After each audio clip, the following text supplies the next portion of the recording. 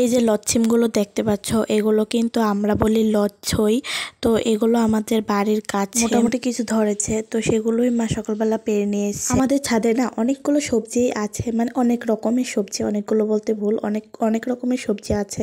তো তোমাদেরকে তো অনেকদিন আগে দেখিয়েছিলাম, অনেকগুলো চাল কুমড়ো ধরেছিল, তো সেগুলো খাওয়া শেষ, গাছও মরে গিয়েছে এখন।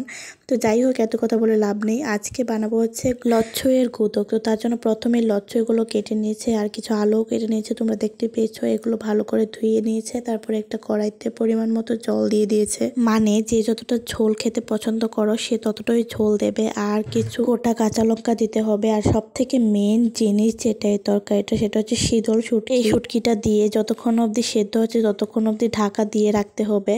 যখন দেখবে যে আলুগুলো সিদ্ধ হয়ে গিয়েছে এবং লচ্ছিমগুলো সিদ্ধ হয়ে গিয়েছে, ঢাকাটা খুলে দিয়ে দিতে হবে একটু ধনেপাতা আর একটু কাঁচা পেঁয়াজ কুচি। এরপর নামিয়ে এটাকে এভাবে থেতলে নিতে হবে।